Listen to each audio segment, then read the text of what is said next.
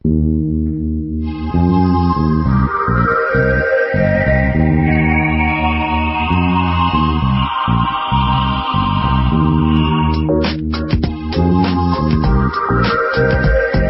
Energy with naturopath and medical intuitive Dr. Rita Louise.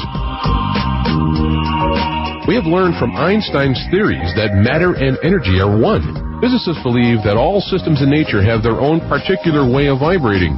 From the swing of a pendulum to the waves in the ocean to the light that brightens the sky each day, each of these oscillates at its own unique rate. In the same way, things such as rocks and minerals vibrate very slowly and at speeds that are imperceptible to us. Living things such as plants, animals, and man vibrate faster and appear to be alive. The same holds true for every thought, feeling, event, or word we speak. Each has its own frequency or rate of vibration. What many of us don't realize is if we take everything in our own universe down to its simplest form, it is all just energy. Join Dr. Rita as she explores questions such as, what are we made of? Why do we get sick? How can I live a more balanced and whole life? Call in and talk to her and her thought-provoking guests. Send us your questions and get the help you need to move beyond any obstacle or challenges that may be affecting your life, right from the source. So stay tuned and explore your possibilities.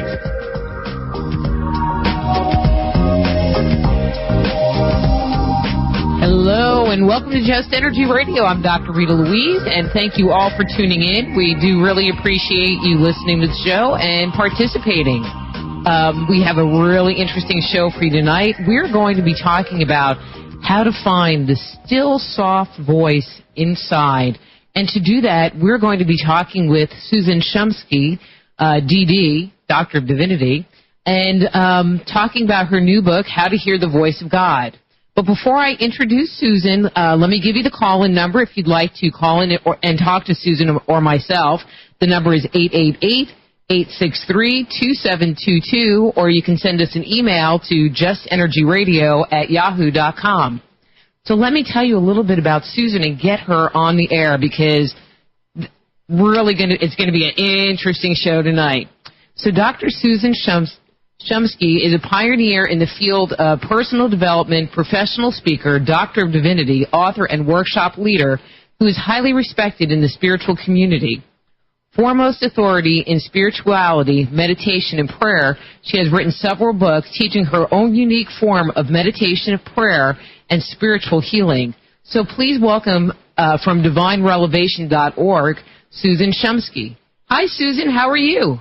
I'm wonderful. How are you tonight? I am great. Thank you so much for coming on the show and sharing your wonderful work with my listeners. It's my pleasure to be here. I have to tell you, I loved, I read your book, How to Hear the Voice of God, and without even meeting you, I'm like, me and this woman are going to get along. Just the tone and your words and stuff, it made me laugh in parts. Well, good. Brighten up your day a little bit, right? Well, I could just see myself saying some of the stuff that you did, your little witty lines and stuff, and I was like, ooh, I like that one. So, we're going to be talking about God, and I always, when we have that topic, I always like to find out how the person defines God, so that the listeners can really get an idea of where you're coming from when we're using that word. Mm-hmm. Well, I believe God to be the energy that underlies and gives rise to the universe. It is not a male or female. It's not anthropomorphic. It is an energy that is life itself. Okay. So one of the things, your book claims, I'll say it that way, your book claims is that it's possible to talk to God. And having worked as, I'm a medical intuitive and clairvoyant and, there's always that line, but, if you hear voices in your head, isn't that a symptom of schizophrenia? Right. That's and true. So is it possible to talk to God and not be, kind of wacky? Right. So our society leads us to believe that There are only special people who are allowed to have conversations with God, people who lived at least 2,000 years ago in some faraway land, who wrote that one book, and then apparently since then, God has gone mute and hasn't spoken to anyone since. But I believe that everyone and anyone can hear the voice of God, and you do not have to be mentally ill in order to do that. I understand why society believes that mentally ill people, that those are the only people who claim that they are talking to God, because we hear of so many people who say, oh, God talks to me, and they are truly mentally ill, or perhaps so-called God talked to that person and told them to murder their spouse or their children, or maybe a cult leader was told supposedly by God to have everyone commit suicide in their cult. So certainly I can understand why society believes that, why a lot of people in society believe that when God is talking to you, it means you're mentally ill. I mean, it makes a lot of sense. Well, we're going to talk about this more, but I mean, I believe, in my practice and stuff, and what I've seen is that, people do communicate with non-corporeal entities that maybe lead them to doing stuff that maybe isn't for their highest good or the highest good of society. That's true not also. God. That beings, there are beings who live in what I call the astral world that can lead people astray and that can talk to people and even tell them to do harm to themselves or to another person.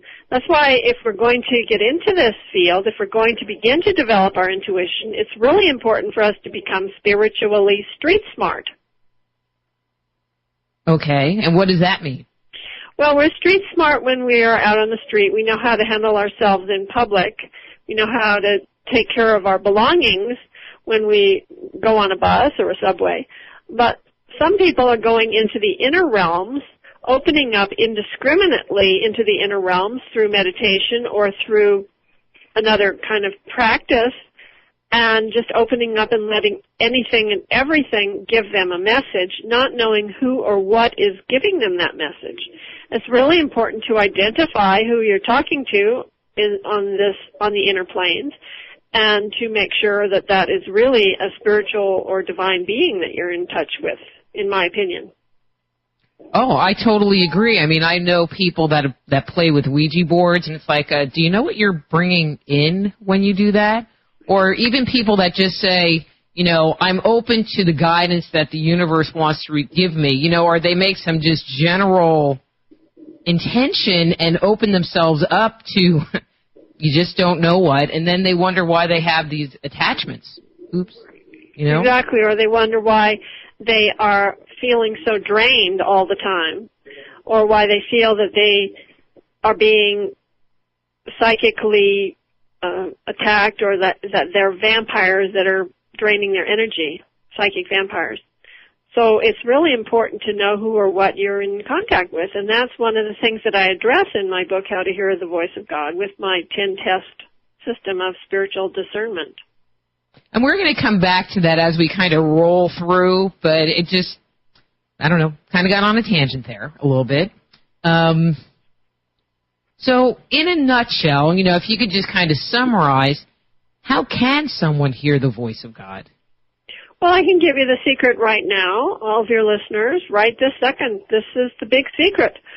All that you have to do is you just simply sit down on a chair, close your eyes, take a few deep breaths, get quiet and still and centered and balanced within yourself, be in a peaceful state, and then you simply ask. You ask a question, or you ask for guidance, or you ask for inspiration, or you ask for healing. Best way is to ask a specific question. And then you just take another deep breath, and then you do what I call the do nothing program. That means you do nothing, nothing, and less than nothing. And then the still small voice will speak to you within your heart and will give you a message and give you the answer to your question, or will give you the healing or the guidance or whatever it is that you're asking for. So the entire premise, the entire secret is asking. Ask and it shall be given unto you. The trouble is that we don't ask, or we think that we can't ask, or we think God's too busy for us, or we forget to ask. So those are the problems. People just don't ask. Well, that sounds pretty simple to do. It is very, very simple.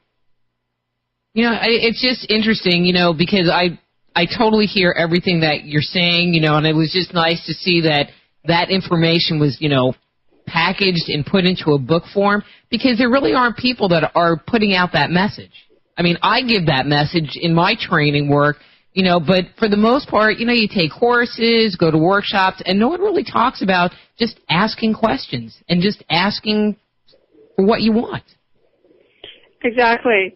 And the trouble is that people think that they can't ask, or they feel unworthy to ask, or they think, or they just forget to ask, or they think that God is too busy for them. Well, how could God possibly be too busy for anything or anyone? I mean, God is infinite, right? And God is omnipresent. God is present everywhere. And God is without boundaries. And God is accessible to anyone and everyone, because God is everywhere and you are somewhere, and therefore you must be, by definition, where God is. So, first of all, God is immanent. God is there. So you can ask and you can receive. And second of all, God can't possibly be too busy for you, because that's a very limited view of what God is. I mean, the thing is that God doesn't get tired. God is not, you know, busy elsewhere, and therefore God, you know, if you think that God can only think about one thing at once or handle one person at once, that would be pretty exhausting for God. But God is not exhausted by anything or anyone, because God is infinite energy, infinite light, infinite love, infinite power. And God has time for anyone and everyone. And also, God doesn't play favorites. There isn't any particular special type of person that God will speak to and then won't speak to other people. Everyone can hear the voice of God. Well, you know, and as you were talking, it made me think of that movie Bruce Almighty, where Jim Carrey says, you know, well, let's take all of these requests and put them onto Post-it notes. Yeah. You know, and the entire room was covered with Post-it notes, because there are that many requests to get information or healing or whatever from God. Mm-hmm. Right. I mean, God is not limited by anything. So you're not wasting God's time to ask him your little question that you think is so unimportant. In fact, it's just as important as any other question for God, because God is infinite. So, you know, I just know from my own experience that anyone and everyone can do this, because I've taught tens of thousands of people how to do this. So, you know, everyone can. God can multitask, huh? God invented multitasking. Yes. God is the inventor of multitasking, yes. So how did you learn to hear the voice of God? How did you learn how to hear it? Yeah. Okay, well, I've been practicing spiritual disciplines for 40 years, and I was in an ashram. That's a place where a person goes to study with a spiritual teacher from India.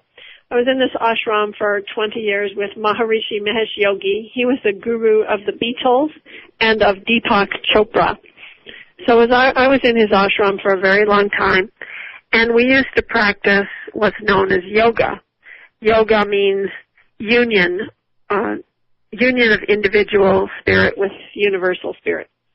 And the goal of yoga is to experience what I call the impersonal aspect of God, which is the energy that underlies the universe, gives rise to the universe, that created the universe, and so forth. So we would experience that on a daily basis. I used to meditate from 5 to 20 hours every day, and I had wonderful experiences. I had incredible experiences of deep relaxation, of unbounded awareness, of higher consciousness, of deep inner peace, of the experience of transcendental awareness, and these were wonderful experiences. However,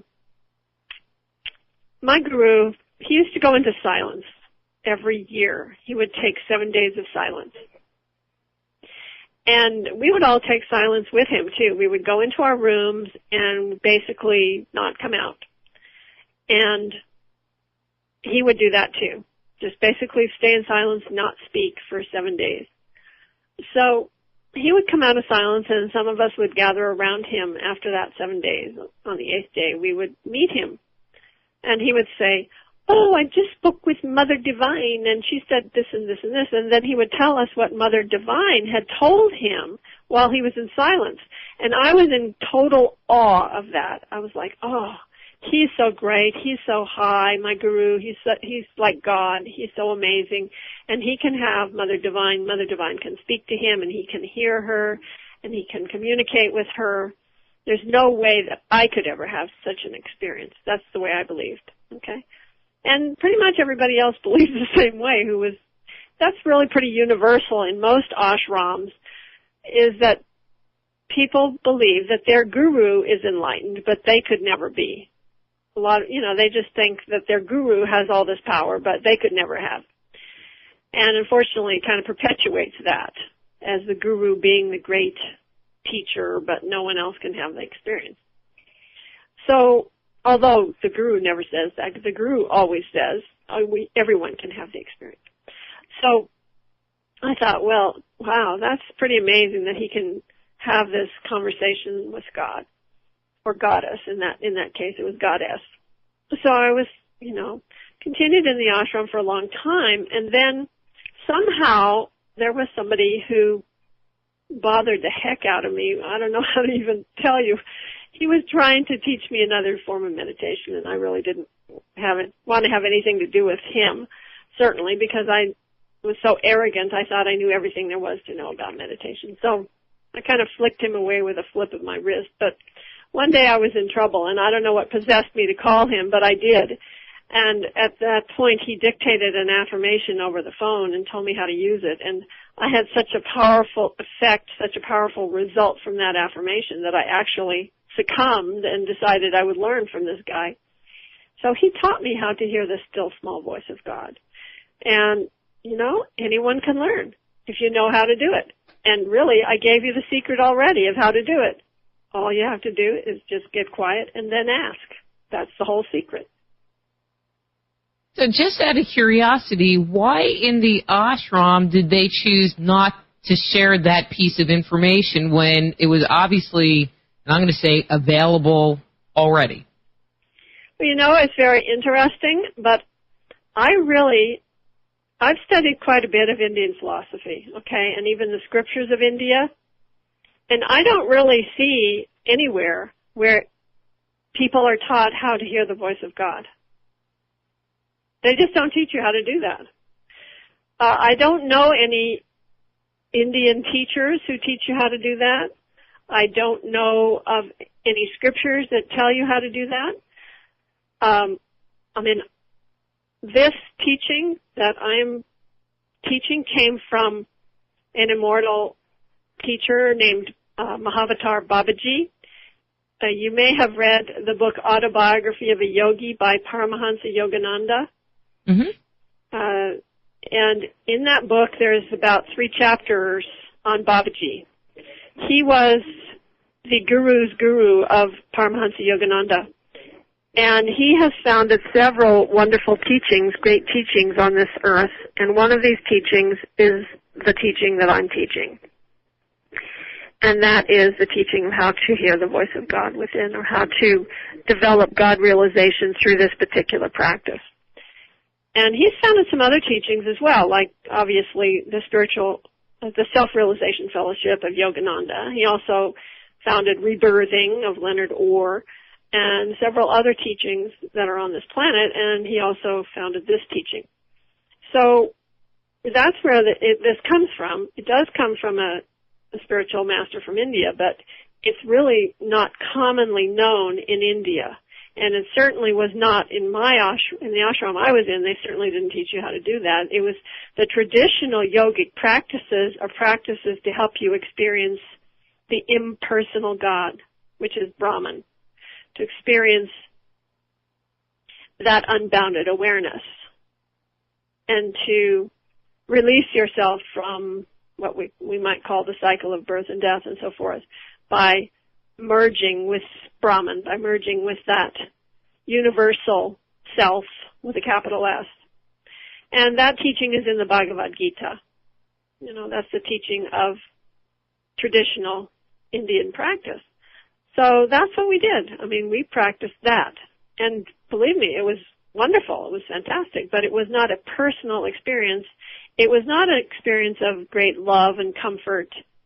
It was an experience of wholeness and oneness and deep relaxation and unbounded awareness. But the personal God is an experience of never being alone again. It's the experience where you have that so much comfort and so much solace and so much confidence because you have that connection within you that you can communicate with, and you can answer your everyday practical problems and concerns. You can get answers for that. You can get healing. You can get wisdom, and you can be guided. You can receive inner guidance. So that is something that's, I don't know, I think it's more of a Western thing, oddly enough. It isn't really that prevalent in the East. I mean, because you would think, you know, with all the, you know, philosophical traditions that, you know, we in the West look to the East for, that it wouldn't be more obviously put out there? It isn't. I mean, there are some saints in the past who are quite well known who did embody that. For example, Ramakrishna Paramahansa. Sri Ramakrishna, he was, let's see. There was one of his disciples called Vivekananda who made him pretty well known because he wrote several books about him. And he used to go into these, what they call bhavas. And a bhava is a state or a mood where you are in a mystical communion with the divine presence. And in fact, there's a very famous saint right now who does the same thing. Her name is Amaji, or Amritananda Mai, and she travels around the world, and people know her as the hugging saint because she hugs everybody. I don't know if you've ever met her. I've heard of her. I haven't met her or listened to her speak, but I know who she is. Yes, so she goes into these bhavas also.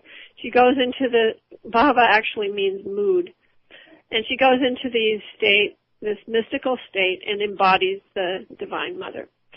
So that kind of mysticism is really what I'm teaching, or what I'm helping people to do, is to have this direct contact and experience and communication with God, to be able to have that mystical connection with God.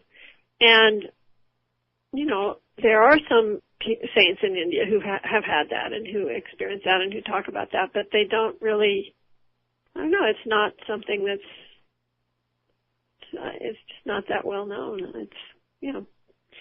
So this is something that's kind of reviving something that really hasn't been that known in the world up until now. But it is, I mean, in the West, there's a lot of people that are developing this. They're developing that connection and listening to that inner voice. But a lot of them, just as you were saying, they're kind of going astray sometimes. They're not really discerning. Mm-hmm. You know, and, you know, I just think it's interesting that, you know, when you sit there and look at, you know, spiritual teachers and spiritual practitioners, that there is this belief that, one, it's really hard, you know, that you have to meditate a gazillion hours a day like you were doing, you know, that you have to do yoga, that you have to be a vegan. You know, there's this belief that there's all this stuff that you have to do in order to have this experience. Oh, and it takes years of practice. Right.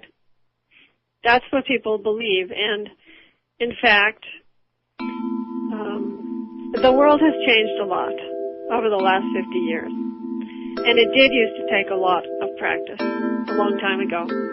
But it doesn't any longer. Well, we need to take a quick break. I'm Dr. Rita Louise. This is Just Energy Radio. We're talking to Susan Shumsky, author of How to Hear the Voice of God from DivineRevelation.org, and we'll be right back.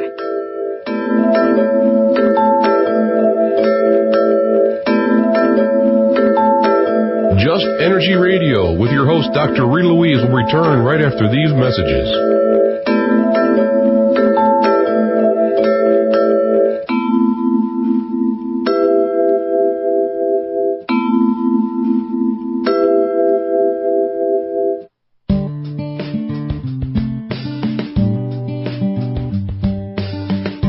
Are you sensitive to energy?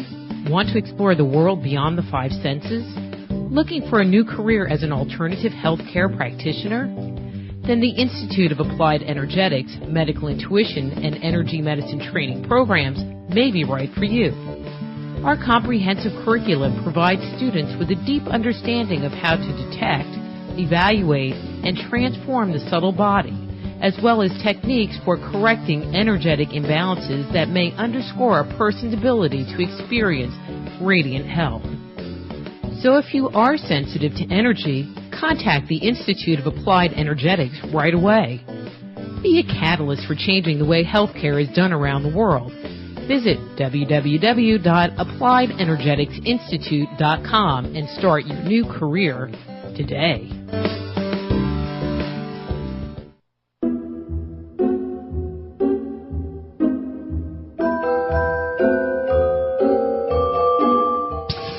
Hey, it's Dr. Rita Louise.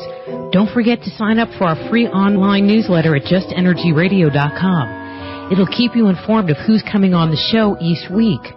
And don't forget, explore your possibilities every Friday night. Don't miss a single episode of Just Energy Radio. Talk to you later. Bye-bye. Are you feeling stuck and unsure which way to turn on your path? Do you lack focus and direction in life? Do you feel something is missing? So what do you want? A better job, your dream home, more money, your ideal mate? Dakara has practical tools to assist you. Schedule a session today to get clear about what you truly desire to deliberately create the life you want. For more information, visit manifestingconsultant.com or call toll-free 1-800-813-3877. Go deep inside yourself and venture into the realm of the unconscious mind with my Meditating on the Kabbalah guided imagery audio CDs. Discover who you are and what you want in life. Meditating on the Kabbalah can help you to open, clear, and revitalize the energetic pathways of your subtle being.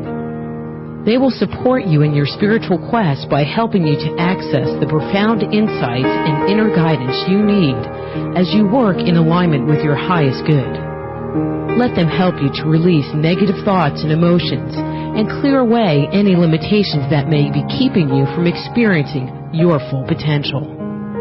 Walk down the path to health, healing, understanding, and enlightenment with Meditating on the Kabbalah. Order your copy today at www.soulhealer.com. That's right, that's www.soulhealer.com.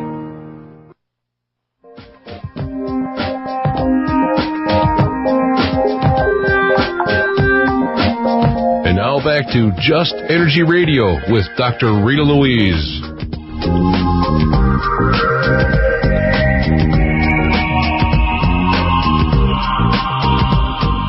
Hello and welcome back to Just Energy Radio. I'm Dr. Rita Louise, and we're here talking to Dr. Susan Shumsky, author of How to Hear the Voice of God. So, Susan, we've been talking about God and communicating with God, and I know in my work, I can actually tell the difference between when I am actually, and I'm going to say, receiving divine revelation, communicating with God, and communicating with my spirit guides. But I don't think people really understand that there is a difference between the two. And from your work, do you see that there is a difference? Yes, there is a difference in different levels that you might be in contact with, because you might be in contact with the spiritual world, the mental world, the astral world, or the environment. And I highly recommend that people only contact the spiritual realm or spiritual world in which you are in contact with God, with divine beings, angels, archangels, and perhaps loved ones who have passed over to the other side and have already gone into the light.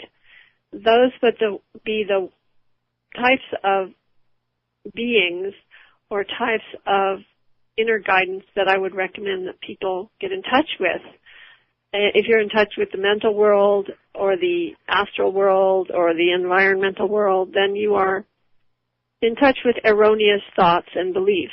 And you won't get clear guidance, and you might be led down the garden path on the wrong path for a very long time. You could be lost, especially if you follow that guidance and it leads you into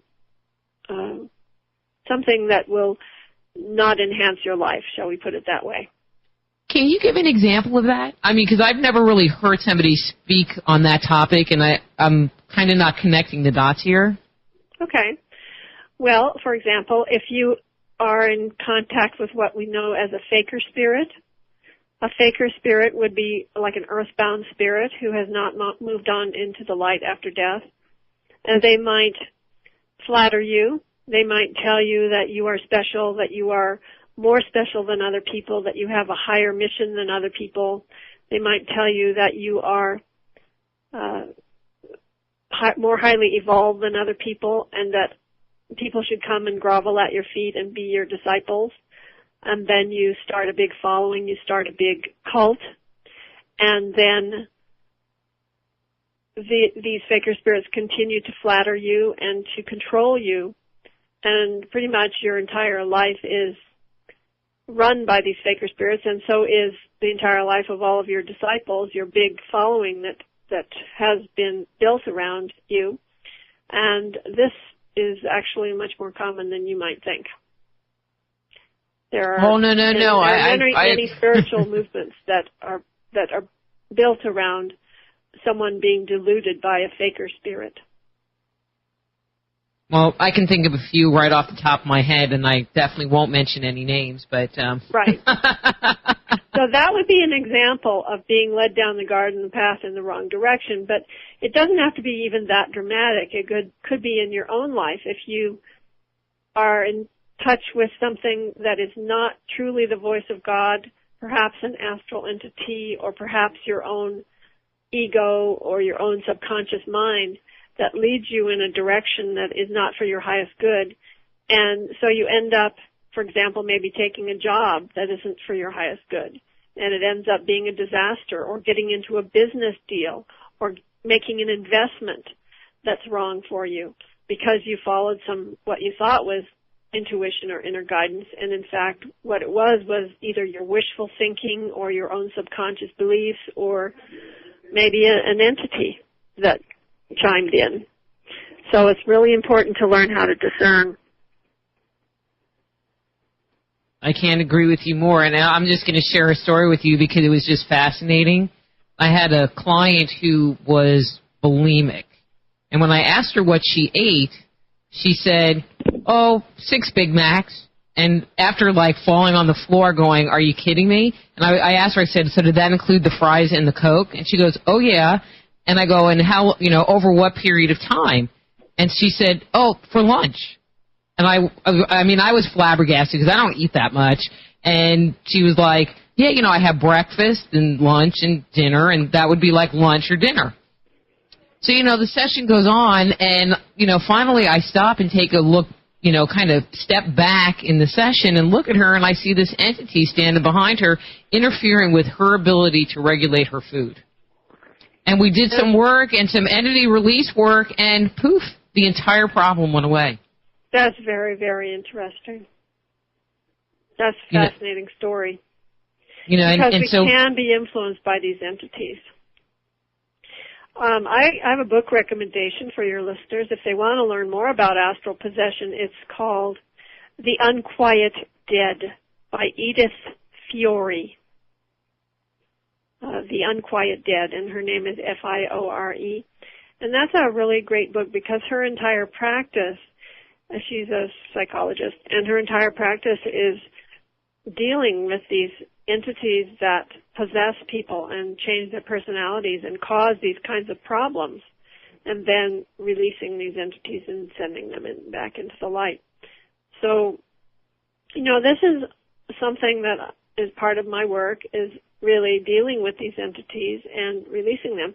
And the reason why it's part of my work is because when you want to hear the true voice of God or the true voice of Spirit or the divine voice, entities can chime in. It's possible that they will interfere with your ability to hear the true voice of God.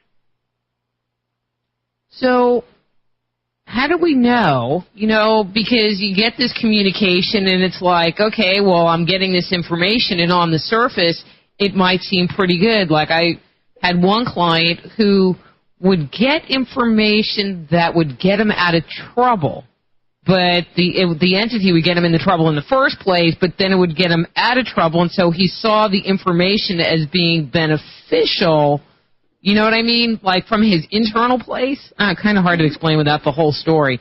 But how do we know that it's God and not an earthbound entity or, something else, or even one of our guides? Because I feel like there's different kinds of information that we can even get from a higher level entity being. Right.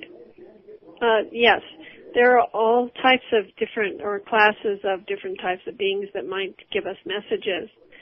And I do my best to only just go direct, go straight direct to that divine source and receive guidance from that, mainly because it's the most truthful, the most useful guidance.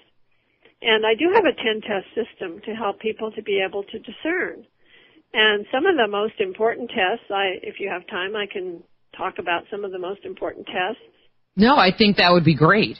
Yeah, so for example, test number 1 is called the experience test. And the experience test is, what kind of experience are you having? What state of mind are you in when you are receiving this guidance? So it would be a good idea to be in a peaceful state, in a state of wholeness and oneness, a state where you are truly relaxed and truly peaceful and in harmony, and that oneness and wholeness is actually the most important thing. Oneness and wholeness means the internal experience of perfect content, I don't know how to describe oneness other than that you are feeling no lack. When you're in a state of oneness, there is no duality. There is only a perfection, really. So that is a state of relaxation, a state of inner peace. So when you're in that state, then the messages that you will receive will be reflective of that state of consciousness. And one reason that that's a very important test is that an astral entity or earthbound spirit or faker spirit can never fake the experience of oneness or wholeness because they're not there. An astral entity or earthbound spirit is disintegrated, is not integrated. By definition, it's not integrated. It is less than. It's in a state of the astral world, which is not oneness and not wholeness. So that experience of perfection, the experience of wholeness, the experience of non-duality, that's the experience to look for. And if you're in that state, then that's one of the tests, but there are 10 tests. Mm-hmm. So in my 10-test system, you actually have to use all 10 tests, not just one test, not just 2 tests, but all the tests. And another important test that I wanted to touch on at this time is the result test, which is test number 10. Test number 1 and test number 10 are the most important tests, but every test is important in its own way. Every test is essential. So that's why it's a good idea to go through the whole system and just do check mark, check down the line, all 10 tests. And if all 10 tests are there, then you can be reasonably sure that you really are in contact with the divine voice, the voice of God. So test 10 is what I call the result test. And the result test means right after you have received your message, how do you feel? Are you feeling uplifted? Are you feeling motivated? Are you feeling optimistic? Are you feeling joyous? And most importantly, are you feeling energized? Or are you feeling drained? Are you feeling hollow? Are you feeling as if energy has been taken from you? Are you feeling let down? Or do you have a headache?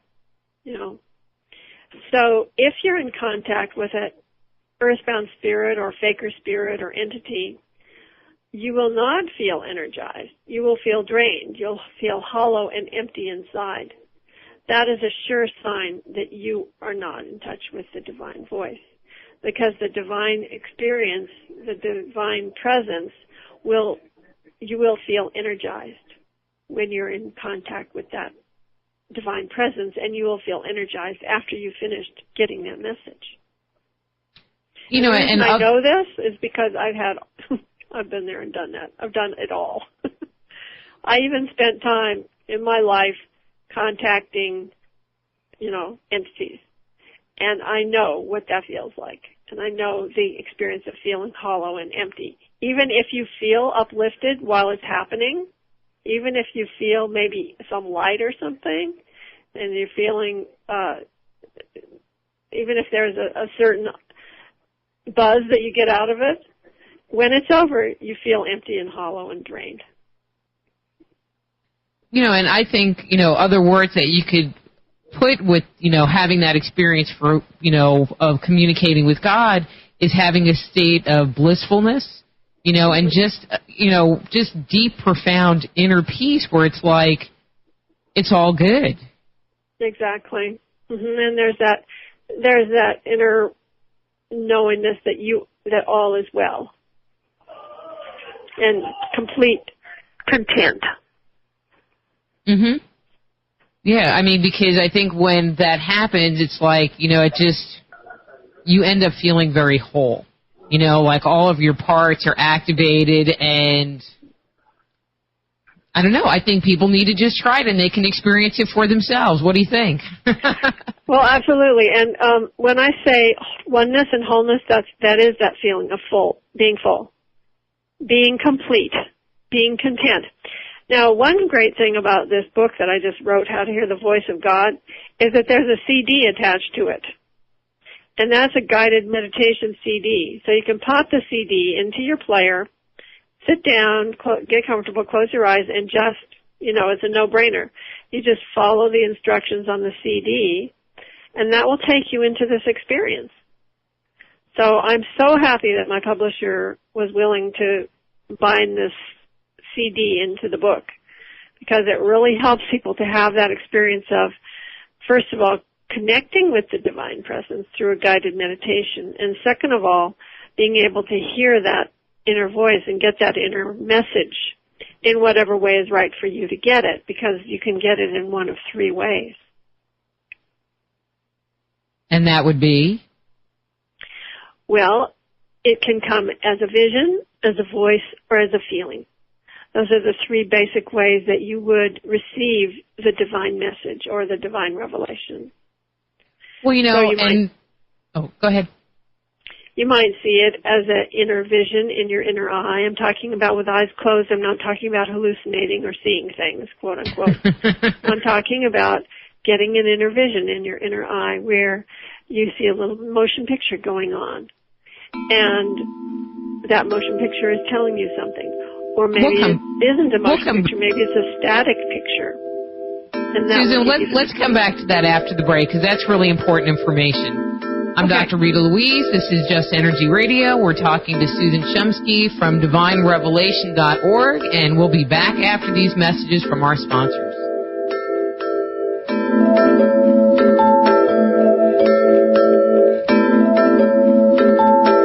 Just Energy Radio with your host, Dr. Rita Louise, will return right after these messages.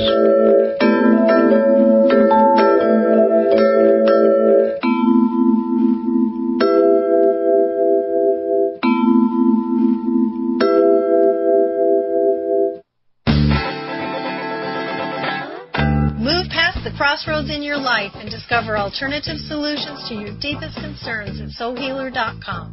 So whether it's a physical problem, an emotional issue, a question about work, or troubles in your relationships, naturopath and medical intuitive Dr. Rita Louise can help you. Bring peace, harmony, and health back into your life. Schedule a session today.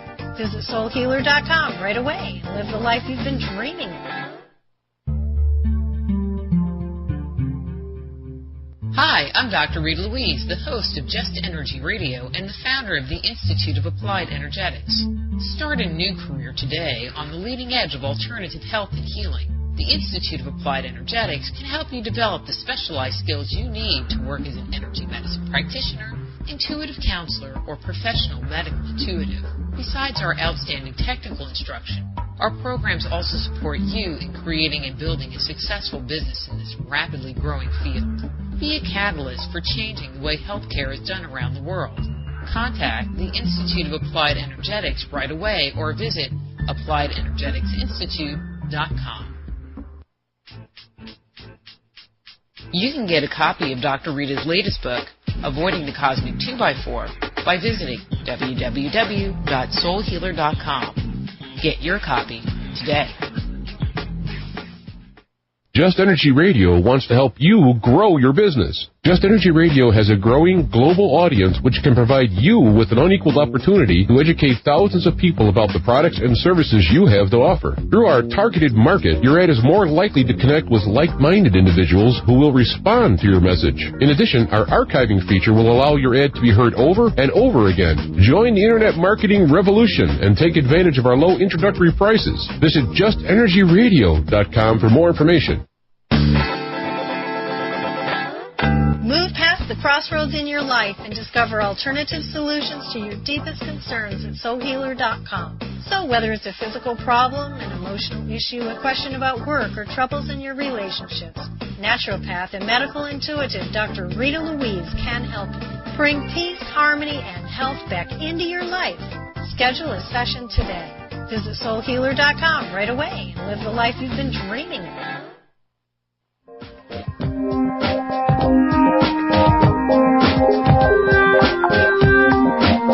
And now back to Just Energy Radio with Dr. Rita Louise.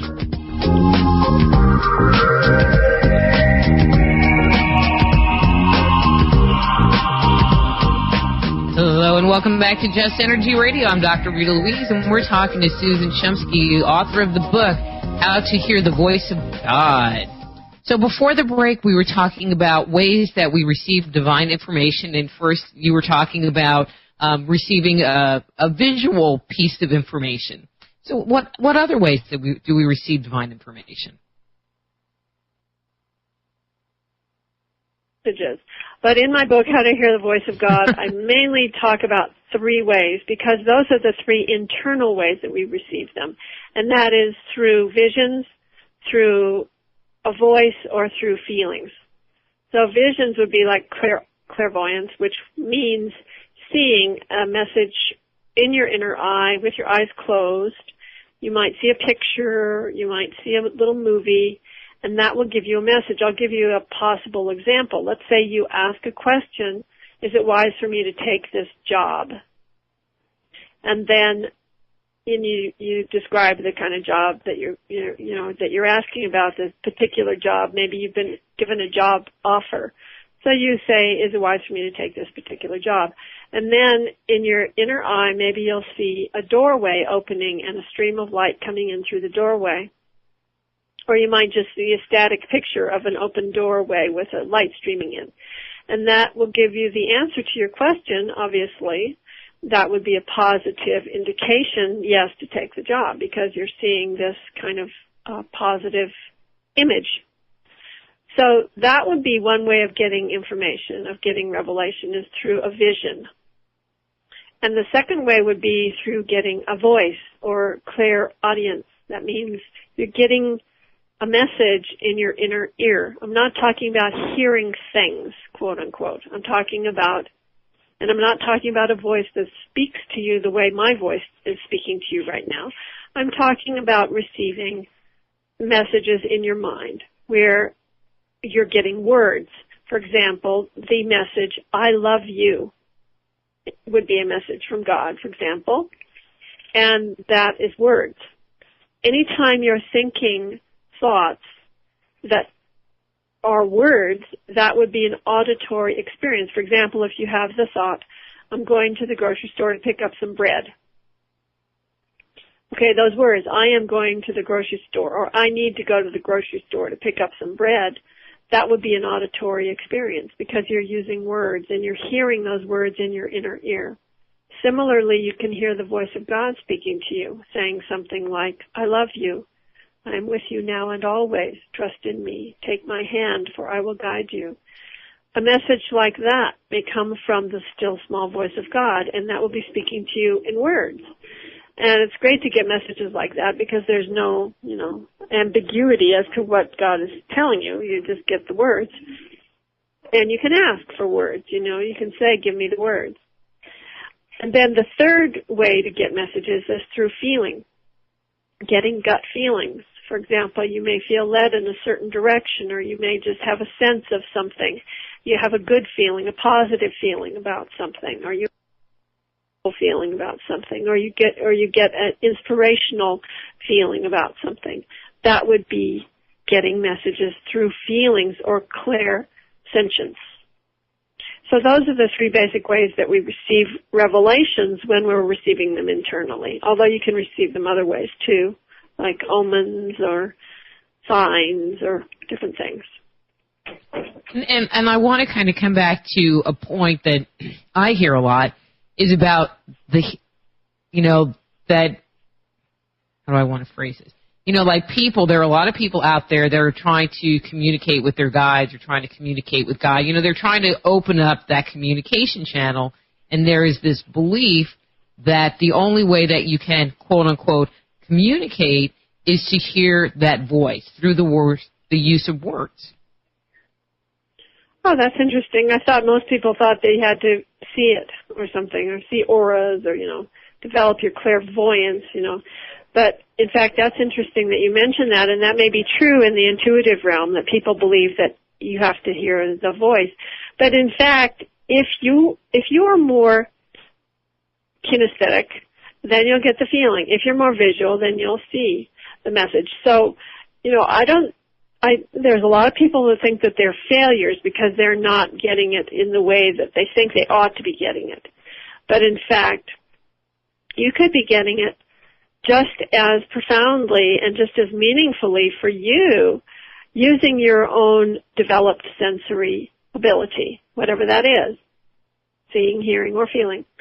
So I think it's good to stick to the sensory experience that is best for you, that you feel most comfortable with and that works for you, rather than trying or straining to develop something that's difficult for you.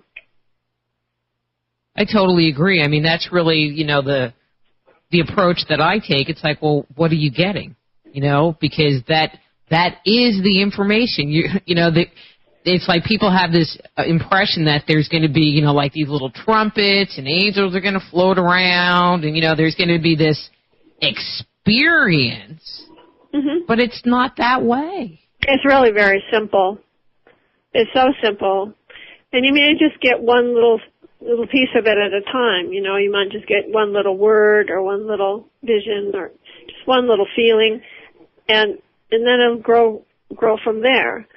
So it may just come as one word, 2 words, and then maybe a whole sentence will come. But you might just first get the word peace or the word love or something like that. And it just comes into your mind.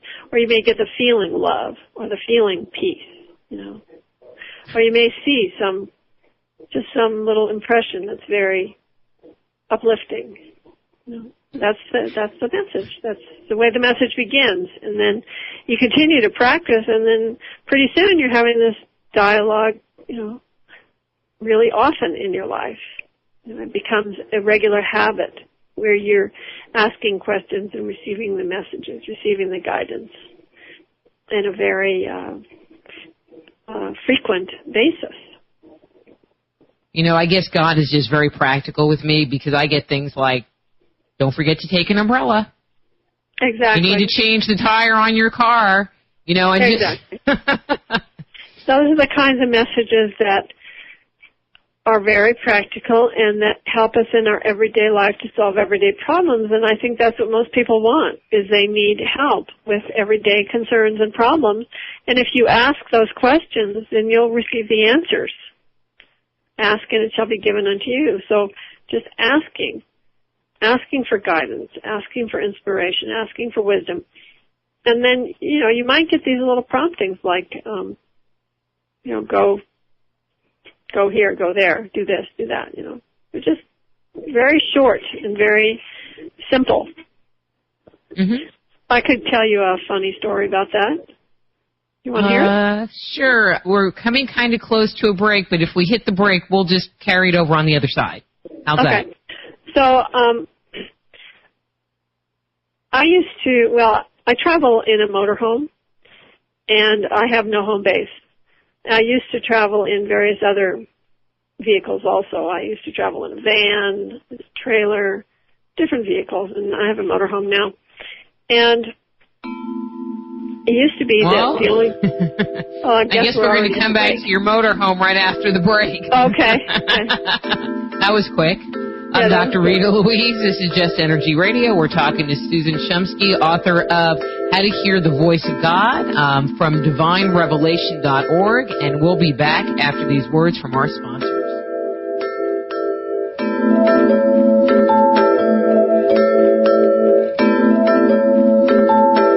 Just Energy Radio with your host, Dr. Rita Louise, will return right after these messages.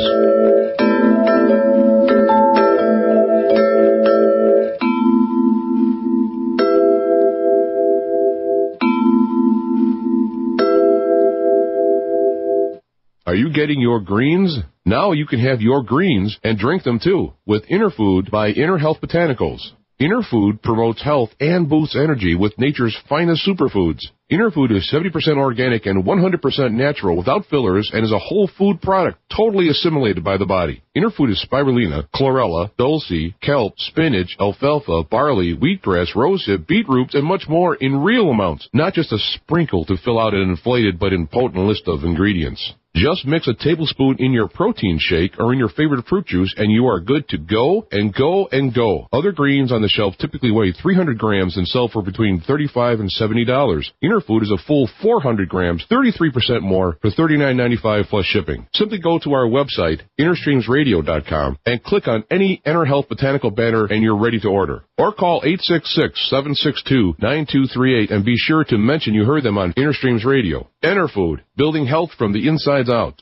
70 million Americans suffer from sleep deficit. I'm James Afayanchik, the Black Knight of Talk Radio, and I'd like to tell you about Earth Pulse Magnetic Field Supplementation. While using the Earth Pulse device, I found that I drifted off to sleep faster, I slept deeper, and I woke up more refreshed, and it does much, much more. Call them right now at 888-211-7888, or check out their website at www.earthpulse.net. But wait, there's more.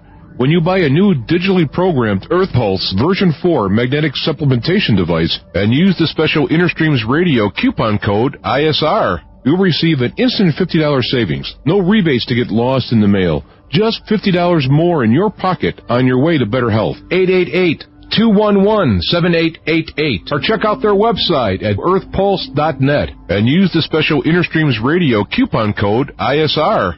Earth Pulse. Deeper, more restful sleep or your money back. The Berkey water system is more than a water filter. It's a natural purification system that yields 99.99% pure, toxin, and biopathogen-free water from any water source without electricity. Many supermarket paper and charcoal filters catch, for a while anyway, some impurities that make water taste bad. The Berkey ceramic hard rock filters, with their zillions of little micro holes, go much further and trap everything from parasites to bacteria to chemical toxins and molecular-sized contaminants, even fluoride and arsenic. Trace elements and minerals necessary for life are filtered out by most reverse osmosis systems. The Berkey systems allow these through to nourish and energize you, your family, your pets, and the plants under your care. What about lugging bottled water home every week? The Berkey pure water systems are many times more pure than the so-called spring water, and the cost-convenience factor will amaze you. With simple, regular cleanings, your Berkey system can last up to 6,000 gallons between filter replacements. That means pure water at your fingertips for under 2 cents a gallon. Our friends at Inner Health Botanicals are committed to providing natural, safe, and effective supplements and supplies to help you be your healthiest. Just go to InnerStreamsRadio.com and click on the Berkey water ad, or call 866-762-9238 and make sure you tell them you heard about it on Feet to the Fire. Real clean water at a real nice price. Oh, yeah. You want to host your own radio talk show? You provide the voice and the content. We do all the rest. www.innerstreamsradio.com for more information. You are listening to Inner Streams Radio.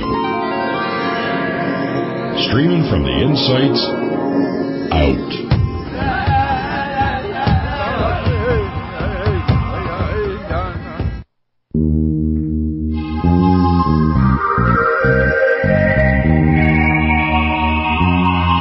Just Energy Radio with Dr. Rita Louise.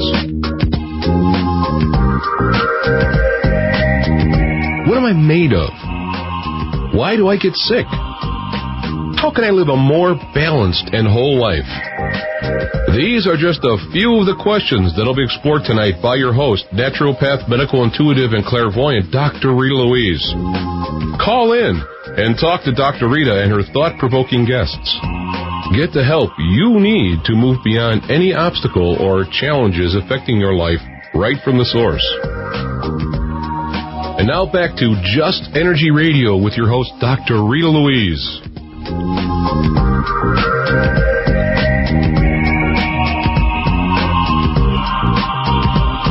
Hello and welcome back to Just Energy Radio. I'm Dr. Rita Louise, and we're here talking to Susan Shumsky, author of How to Hear the Voice of God. So, Susan, before the break, you were just starting to tell a story about you and your motorhome? Oh, yeah. So, before they had, like, broadband internet connections, which now I use, like, a broadband connection on my laptop, I used to have to go to Kinko's to get on the internet. And just for fun, I used to kind of use my intuition to find the Kinko's when I would get into any town, and I was just sort of ask my inner guidance, well, which way do I turn to get to the Kinko's? And then I would turn this way, and then, you know, now which way to turn, and I would turn, and then finally I'd end up at the Kinko's. So in one particular town, I was at the truck stop, and I asked my inner guidance, is it wise for me to eat at the truck stop? Which I don't usually ask questions like that, but for some reason I did that day. And my inner voice said, wouldn't you rather eat at Red Lobster? That was like out of the blue. Such a strange message. Wouldn't you rather eat at Red Lobster? And I'm like, okay. Yeah, I guess I would rather eat at Red Lobster. So, I didn't really think too much about it, but I didn't eat at the truck stop. And then I asked my inner guidance how to find the Kinko's, because I had to go to the Kinko's. And it told me to go on this road, you know, Winchester or something. I was in Memphis, and it was this road, Winchester. So I'm driving on Winchester, you know, I'm driving. And it just keeps going forever, it seems like it, on this road. And finally, you know, I see Kinko's. It's on the left side of the road. And what's on the right side of the road? Right on the street opposite of Kinko's. Well, let's see. Red Lobster. Red Lobster? Red Lobster. It's so funny.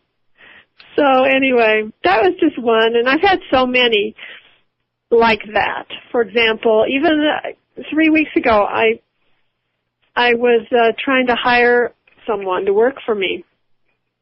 And I had put an ad in what they call elance.com, which is an internet way to hire freelance people, you know, and I've used them several times. And so I got an applicant on elance.com that seemed very qualified, and she seemed really, really good.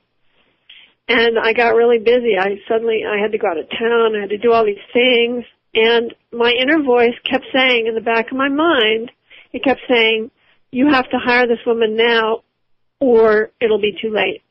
And it said that for maybe 2 or 3 days in a row. It was like screaming in my head.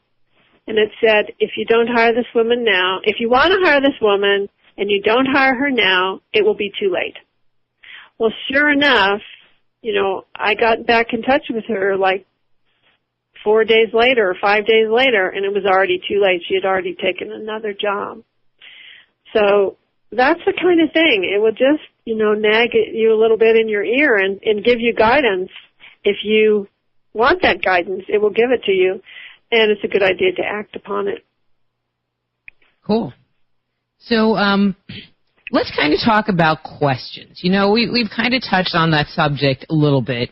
But what kind of questions can you ask God? I mean, you would think, it needs to be like something profound or really important. Well, actually, I ask extremely practical, everyday, mundane questions. Those are the questions that I ask. I very rarely will ask something very far out or very spiritual or very so-called high or anything like that. I just ask very simple questions that will help me in my everyday life to solve everyday problems. And, I will ask about diet, I'll ask about health, I'll ask about work, I'll ask about my teachings, and I'll ask about books that I'm intending to write, or how to do certain things. So they're very, very mundane questions. And what I ask for is I ask for wisdom. I ask to be shown or to be told or to find out highest wisdom on a particular subject. Like, you might ask a question. I mean, I don't ask this because I don't have any children, but if you had a child, for example, if you had a child who was getting into drugs, you might ask the question, you might just say, oh God, my child is getting into drugs and I'm very concerned about that, and what is it wise for me to do about that? What would be wise for me to do? And then you'll get an answer, and the answer will be very profound and very meaningful, and it will really help you in a very practical way. I do not recommend that you ask fortune-telling questions, because fortune-telling questions will lower the vibration.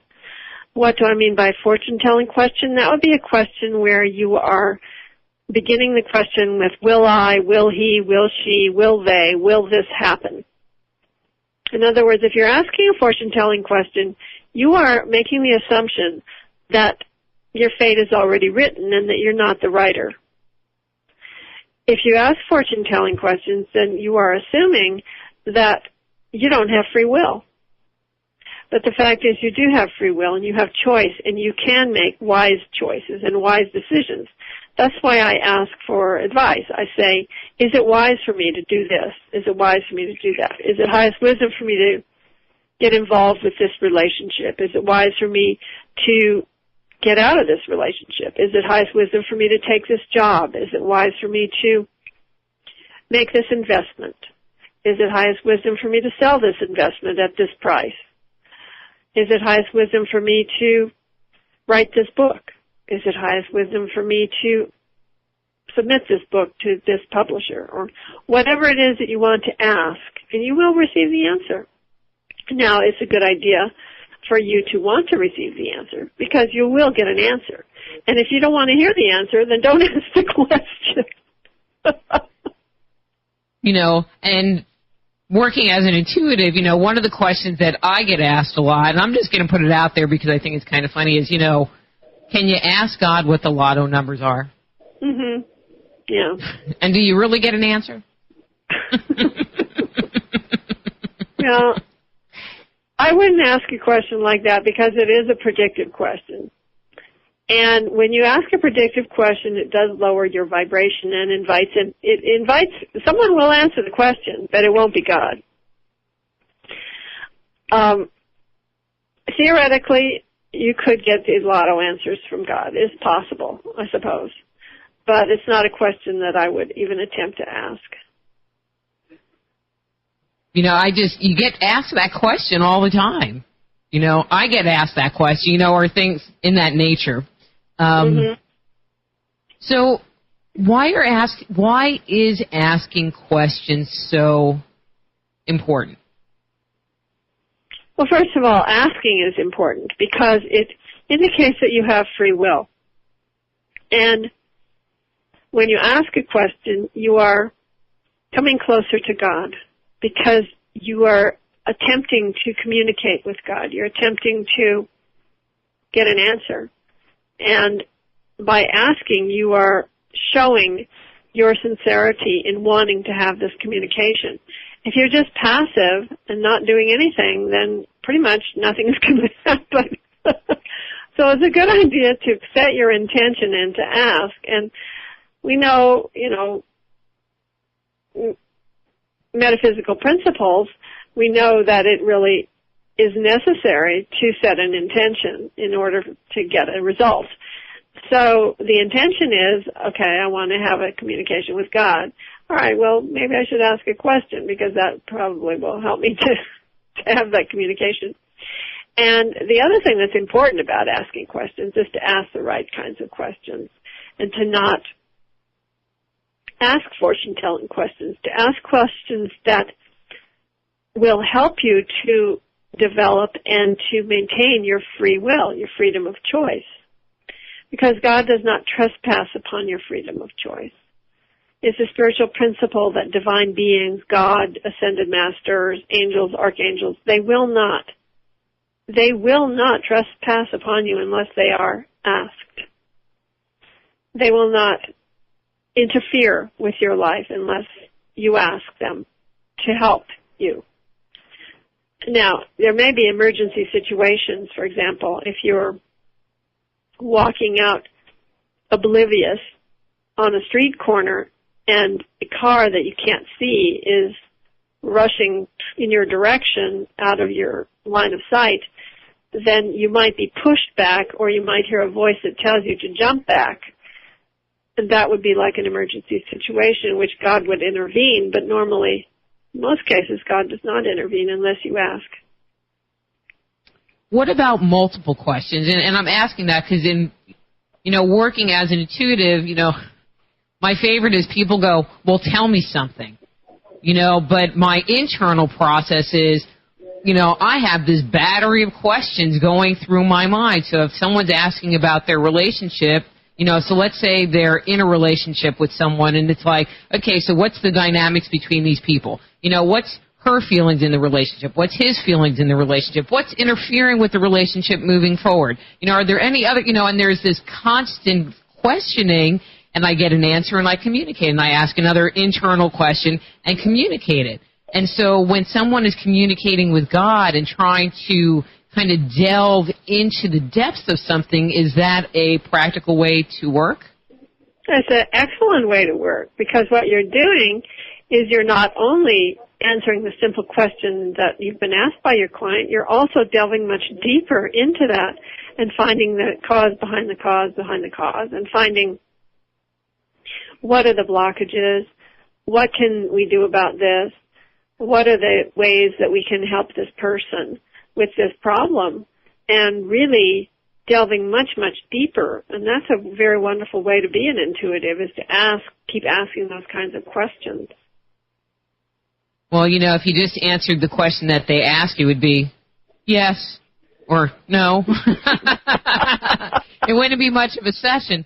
But even when I'm working, doing internal work, I will sit there and kind of, put different hats on or look at situations from different angles. It's like, okay, well, if I pick this road, what will that look like? Okay, I see that, but and I just do that naturally, even for my own inner questioning and for my own divine edification or whatever. Mm-hmm.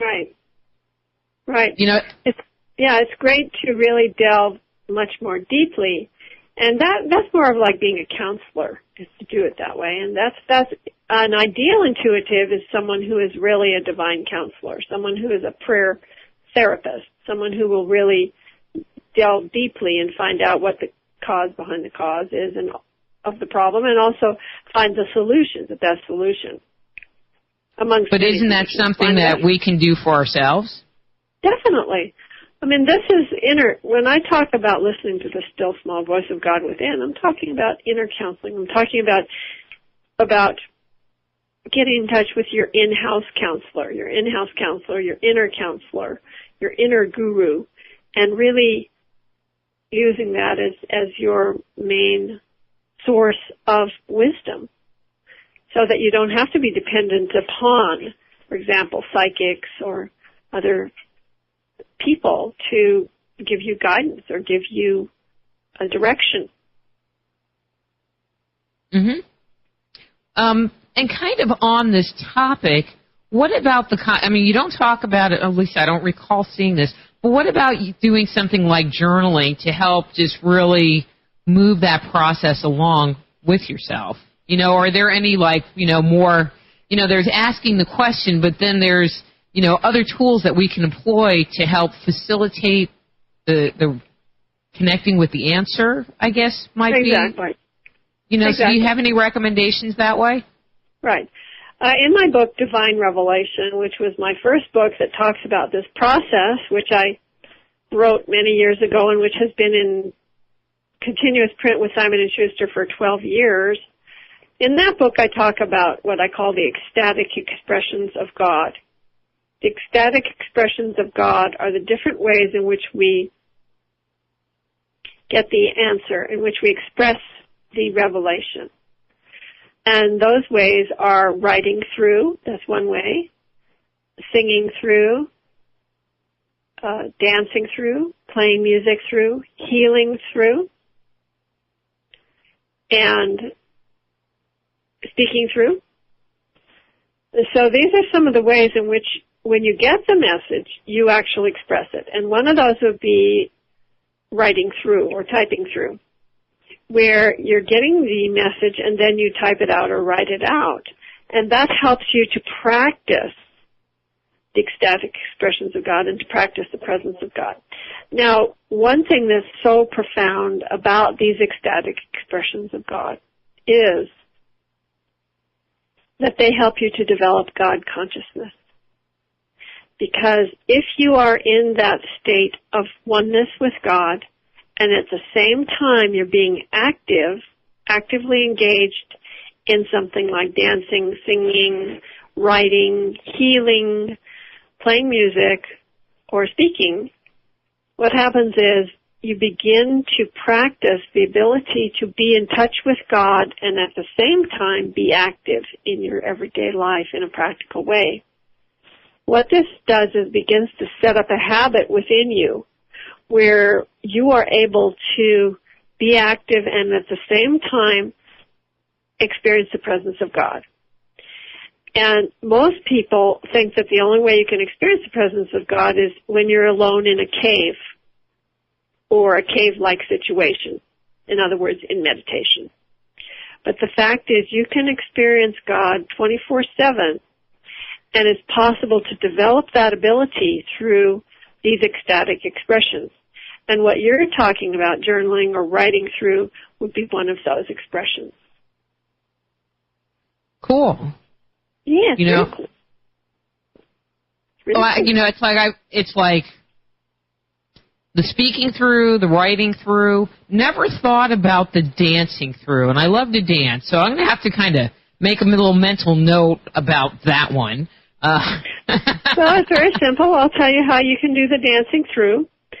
You simply place on some music that's inspirational in some way, or that moves you.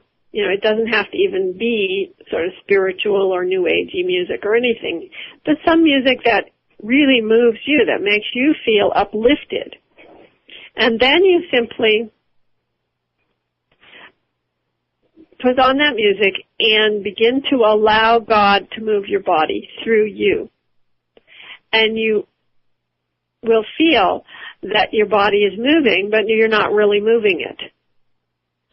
So God is moving your body, and you are sort of grooving with the music and grooving with the God experience. And it's a very blissful, back to that word blissful, it's an experience of ecstasy, actually. It is the most ecstatic expression of God, in my opinion, is the dancing through. Because it's so physical and so visceral, and that energy will move through your entire body. And you'll feel that ecstatic energy moving through your body as you're doing the dancing. And you don't have to know how to dance in order to do this. You just allow movement to happen in your body as God moves your body through you. But you're actually moving, correct? You're moving. Mm-hmm. Okay. You're moving. You actually get up out of your chair, put on the music, you have some space where you can do this, and you just let it happen, and it's best to have your eyes closed when you're doing it. Some good classic rock is always good for me. Whatever really makes you feel inspired. It could be classical, it could be rock and roll. It could be, New Age music, whatever it is. Well, and my experience has been that, when I get up and start dancing, it's like, you can have a really bad day, and you put some music on and you start dancing, and the next thing you know, you feel good again. And it's like, that's right. This is good. I like it, Yeah. Just listen to some ZZ Top or something, and you're better. Mm-hmm. Exactly. And so... It works. It does, and it's just so simple. Mm-hmm. Simple is good. I like simple. But, but what we're talking about is just, it's stuff that people kind of already do, but they don't realize that they're doing it, and so they don't make it a practice in their life. Exactly. Like, I've known for a really long time that when I get up and start dancing or doing physical things, that it can take my bad mood and make it feel better, and until I actually made, that connection, hey, you can have some really clean bathtubs when you're in a bad mood, let me tell you. But, but until you really make that connection of it's that activity, it's that getting your intention kind of turned inside and using the activity and the dance and whatever you're doing as the focal point and having it be a very physical form of, and I'm going to say meditation, that is what's causing the body to let go of the stagnant energy. Exactly. And allowing God to come through. Yes, and there's another practice that I would recommend that's physical, and that is shaking. And this is well known in the tantric community.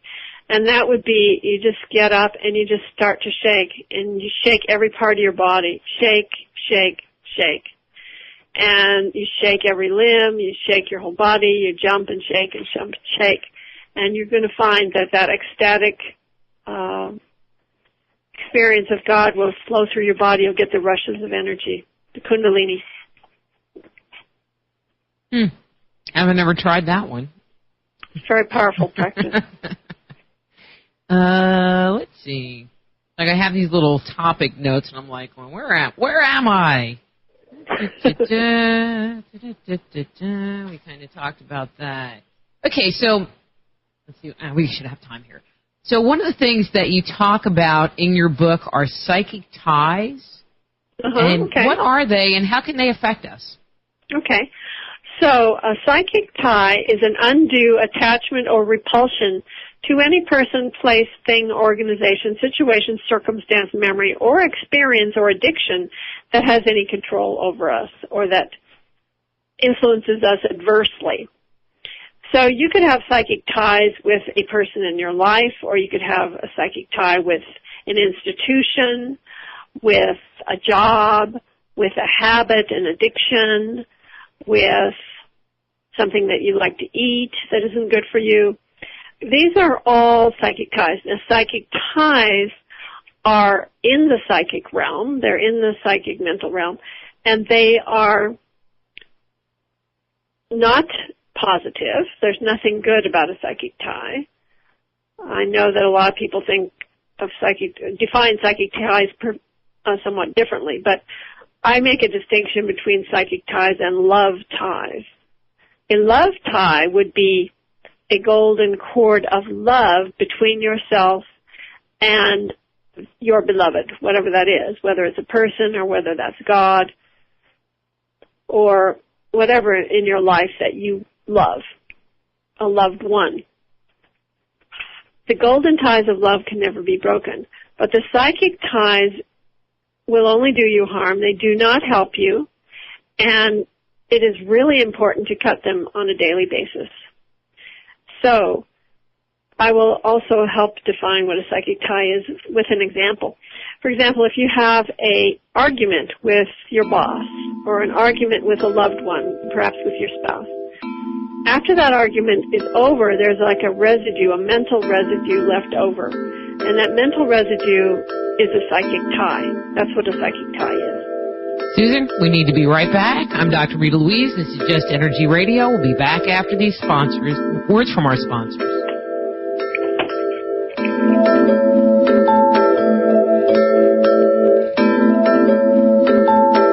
Just Energy Radio with your host, Dr. Rita Louise, will return right after these messages.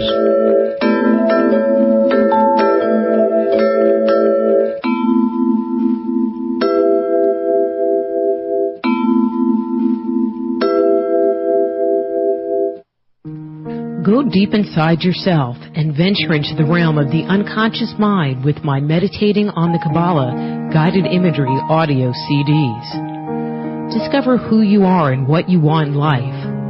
Meditating on the Kabbalah can help you to open, clear, and revitalize the energetic pathways of your subtle being. They will support you in your spiritual quest by helping you to access the profound insights and inner guidance you need as you work in alignment with your highest good. Let them help you to release negative thoughts and emotions and clear away any limitations that may be keeping you from experiencing your full potential. Walk down the path to health, healing, understanding, and enlightenment with Meditating on the Kabbalah. Order your copy today at www.soulhealer.com. That's right, that's www.soulhealer.com. Hi, I'm Dr. Rita Louise, the host of Just Energy Radio. There's no greater blessing in the world than your good health. Science is now showing that simply eating a high-quality diet doesn't provide us with all the nutrition we need. Doctors recommend we supplement our diets with products derived from whole food concentrates. And one of the most complete and nutritious whole foods found on the earth are little microscopic plants called marine phytoplankton, which can be found in a product called Frequency. I've been taking Frequency every day for about 6 months now, and I feel more energized and full of life. If you're ready to make a difference in your health, I encourage you to try Frequency and see what it can do for you. To learn more about Frequency and other amazing whole food natural products direct from Mother Nature, please visit productsforthesoul.com. Just Energy Radio wants to help you grow your business. Just Energy Radio has a growing global audience which can provide you with an unequaled opportunity to educate thousands of people about the products and services you have to offer. Through our targeted market, your ad is more likely to connect with like-minded individuals who will respond to your message. In addition, our archiving feature will allow your ad to be heard over and over again. Join the Internet marketing revolution and take advantage of our low introductory prices. Visit justenergyradio.com for more information. Start the year off right by visiting livinggrocery.com. Experience the miracle of real nutrition as it helps you to lose weight and improve your overall health. Don't mess with pills or capsules. We provide the highest quality, all-natural, organic foods that come ready to eat. And best of all, it's delivered straight to your door. Visit livinggrocery.com now and experience your own amazing transformation. Hi, I'm James Altayanchik, the Black Knight of Talk Radio. Listen to Dr. Rita's Soul Healer Moment live each third Sunday night of the month on Feet to the Fire. www.feet2fire.com for more information.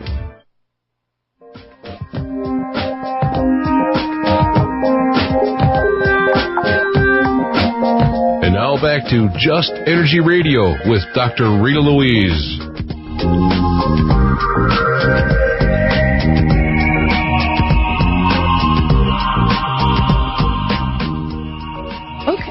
Hi, and welcome back to Just Energy Radio. I'm Dr. Rita Louise. We're talking to Susan Shumsky, author of How to Hear the Voice of God, and she's from divinerevelations.org. Okay, so Susan, you received a message from God. Then what? After you've received a message from God? And then what? In my opinion, it's a good idea to follow the guidance that you receive, not to ignore it, to actually act upon it, and to enrich your life thereby. Okay, and so, but most people, it's like, well, one, either they don't recognize that they're receiving that information, but how do you know that that is the voice? How do you, I guess what we really need to kind of talk about a little bit is that discernment between what's you, and what's God and what part you should actually follow versus, it's just you kind of getting your ego in the way. Okay, so one important thing to realize is that a lot of people want to develop their psychic abilities. And a lot of people want to have an inner guide or have inner guidance. There are much fewer people who are really willing to listen to the guidance that they get and to trust it and to follow it. And that's because it's not really very easy to follow your inner guidance. Because, well, the thing is that God wants you to grow and to expand and to not stay stagnant, not stay in one place. God wants you to be all that you can be and to truly live your true divine purpose and your divine destiny. And if you haven't been doing that yet, then following the inner guidance may be a little bit challenging. It's kind of like jumping off of cliffs continually. And when you jump off of a cliff, you know that either God is going to catch you or you're going to have to learn how to fly real fast. The thing is that listening to the divine voice and following the divine guidance, often you won't be given everything at once. You won't be shown the whole caboodle at once, but you'll be given little baby steps to follow. And then when you find that if you are willing to follow those baby steps, then it will take you in the direction of your true mission, your true purpose, that which you came on earth to do.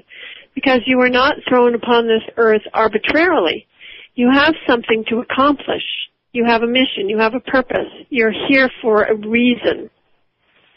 And that reason may be something very, very simple. It doesn't mean that you're going to become a world teacher necessarily or anything like that. But whatever that reason is, you will be guided by Spirit, by God, by that divine voice to begin to fulfill that purpose. And often the assignments that you're given are quite challenging. But if you trust them and you follow them, then miracles will happen. I can tell you a story if you want to hear one about what happened to me. Sure, if it's kind of quick, because there's another topic associated with this that I think we need to kind of follow up with. But go ahead. Well, all right, I will condense it into just a couple sentences, and that is when I wanted to get my first book, Divine Revelation, written and published, I followed that inner guidance, and even amidst unbelievable obstacles and all kinds of difficulties and stopping things that would stop me in my tracks, I just followed the guidance step by step, and as a result, my first book was published by Simon & Schuster, which is unheard of. That a first-time unknown spiritual author who knows nothing about writing, by the way, who is an artist and knows nothing about writing, which is what I was, that I was able to get that book published by Simon & Schuster. That's completely unheard of, and it happened just because I followed my inner guidance step by step. And I didn't give up on my inner guidance. I just kept following it. Cool. So kind of tied with this topic is one of my favorite words, surrender. You know, I have a book called Avoiding the Cosmic 2x4. You know, and basically, I'm sure you know what the 2x4 is. And so, you know, the basic premise of the book is to listen to that inner guidance so that you don't get the perpetual whack up the side of the head. Because for a lot of people, that is the only way that they figure out that they need to listen. Mm-hmm. You know? And, exactly. You know, and a big part of that is just surrendering to the information. Don't you think? Exactly, and if you'd like, I can tell you a little story about what happened to me when I did not listen to that still small voice within. Did you get a whack? I got a little more than a whack. So as I mentioned before, I live in a motorhome. I used to live in an Airstream travel trailer. That's one of those silver bullet-looking things. Mm-hmm. And I was guided to park my trailer in a friend's place. He owned a big industrial park in New Jersey. And I parked my trailer there, and then I got the inner guidance to get a job as a security guard. So I have my little hat and my little badge and my little outfit, and I'm a security guard. So I'm sitting at the guardhouse, and, you know, if you're a security guard, you don't have a heck of a lot to do. So I'm sitting at the guardhouse, and I'm actually typing on my computer and writing my first book, Divine Revelation. And that worked out really well for about a year of being a security guard and most of the time just simply writing my book. Well, after about a year, I got this very strong inner guidance that said, quit this job. You don't need the job anymore. It's time to quit. And I kept getting this message over and over. It kept whispering to me and said, quit the job. But I ignored the message, basically because I was living in fear. I was afraid that if I quit my stupid minimum wage security job, that I would not be able to support myself, and I would starve to death. So I was in fear. And I even called up a good friend and told him about that. And he said, well, you know, Susan, you are the teacher of Divine Revelation. Don't you think it's a good idea if you follow your guidance? And I said, yeah, it's a good idea, but I'm not going to do it because I'm living in fear. So I kept my job. And then months went by, still in the same job, and still getting the same message, quit the job, continuing to get the message. So one night, my relief doesn't come. And if you know anything about security, if your relief doesn't come, you have to stay there. I called up the supervisor, and I said, my relief is not here. What do I do? He said, you must stay until your relief comes. So relief doesn't come, and time is marching by, and an hour is going by, and I called the supervisor again, and I said, I can't stay here. I have a meditation class I have to teach in Manhattan, and I have to leave. I cannot stay. He said, you must stay. Well, long story short, I ignored what he said, and I left my post. I abandoned my post. No one came to relieve me the entire night. So the next day, as you can well imagine, when I called the supervisor, he said, you are terminated. As soon as I got off the phone with the supervisor, my inner guidance, my angels, God within me, the ascended masters, whatever you want to call them, started having a party. They're cheering, laughing, dancing, reveling. Confetti is going off. This huge party. She finally got rid of that job. We've been trying to get her to get rid of that job. She finally got rid of it. So this big party is going on within me. Guess what? I didn't even listen to the party. Instead, I rebelled. And I called the supervisor back and begged for my job back. And you know what? He gave it back to me. So the very next night I went back to work. The very, very next night. I went back to work. At the end of the night, I'm closing the gates, the big truck gates, big 8-foot-tall wrought iron truck gates. I'm closing the gates, locking the gates. The back gate, this big, huge gate, I'm pulling on the gate to close it, and it's, not budging. I don't know why. I mean, the gate has never acted like this before. I'm tugging on the gate, trying to close it. All of a sudden, I tugged on it a final time, and it started toppling over on top of me. This huge wrought iron gate hits me on the head, hits me on the shoulder, knocks me over, knocks me down. I am pinned under this gate. I am screaming bloody murder under this gate. There's no one around. It's night, abandoned area. Suddenly someone drives up. He had left something at work and had to go back and get it. He hears me screaming, comes over, and I asked him to lift the gate off, and he was able to lift it a few inches. That's how heavy it was. And then he told me, don't move. Thank God he told me not to move. And he called the EMT, and they came, EMS or whatever they call it, EMS.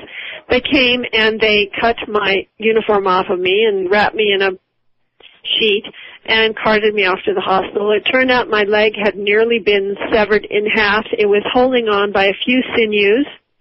I almost had to have my leg amputated, and I had 4 operations on that. And it's 14 years later, and I still have not recovered from that injury. So that's what happened to me when I did not listen to the still small voice within, which was telling me over and over again to quit that job. And even at the last moment, managed to help me get fired from it, and still the 2x4, still I wouldn't listen, I don't know, that sounds a little worse than a 2x4. I mean, it's like, I'll just have this wrought iron gate land on me and chop my leg off.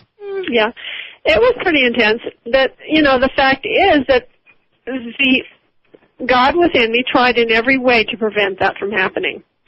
And I just was stubborn. Yeah. That's what happens. When you're stubborn, it doesn't work out. When you're stubborn, you don't have a good day. When you surrender, as you're talking about, when you surrender to that inner voice and you follow the guidance, you do have a good day. You get your book published by Simon & Schuster. But sometimes when that, when you're listening to that guidance, it's like you end up doing like what your intellectual mind goes, why am I doing this? Yeah, you think you're really going crazy because it's telling you to do things that seemingly are absolutely crazy. I mean, like one year I purchased my husband's ex-wife's stepchildren coats for Christmas because I kept getting this message, you need to buy them winter coats and shoes, but I didn't know what size shoes they wore, so that was kind of out of the question. And I'm like, okay, well, I'll just kind of put that to the side. So like a week later, I'm like, okay, so do I still need to do this coat thing? And they're like, yes, you need to do the coat thing. And I'm like, what? Like, put it to the side again. A few days later, okay, just checking in on the coat thing. And they're like, you need to get the coats. So I got the coats, and it's right. Like, I don't even know why. And I mean, I'm assuming that there was some cosmic reason somewhere about getting these coats, but it's like, okay. Right. Well, sometimes you don't even, sometimes you don't even know why you're guided to do the thing. But in most cases, I've found you actually find out why. And it turns out to be so amazing and so mystical and so magical and so incredible that it's very, it gives you a lot of faith. It really gives you a lot of faith when you follow that guidance and then something really amazing happens as a result of that. And it's like really quite astounding. Yeah, I mean, I don't have a story quite like that, but I definitely have my share of stories, and I've totally learned to just listen. It's like, okay, well, and people start to think that you're weird. It's like, well, Spirit's saying I need to do this, so I'm going to do this. And they're like, okay, if Spirit's telling you to do that, it's like, sorry, so, you might want me to do this, but this is what I'm getting. Sorry, got to do it because I'm not going to get my butt kicked again. Thank you very much. Right. Exactly. Because I've definitely taken the path of resistance through my life, and it's like, okay, I get it. Mm-hmm. You will get it if you keep on this kind of path. You will definitely get it. One way or another. Exactly. I mean, it sounds like you've kind of walked down some of the same roads that I have. It sounds like it, definitely, for sure. Anyone who is following their inner guidance, anyone who is in touch with the still small voice within and is willing to follow that guidance will have quite similar experiences. Well, we need to take our last break. I'm Dr. Rita Louise. This is Just Energy Radio. We're talking to Susan Shumsky, author of How to Hear the Voice of God, and we'll be back after these words from our sponsors. Just Energy Radio with your host, Dr. Rita Louise, will return right after these messages.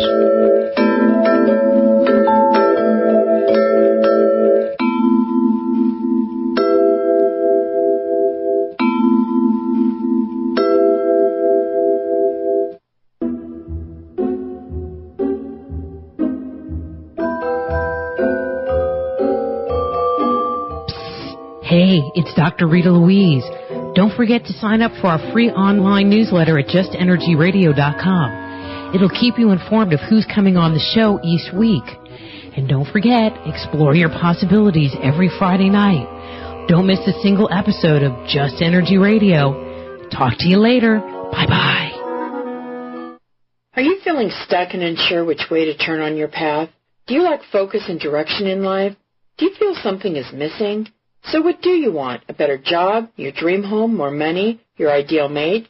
Dakara has practical tools to assist you.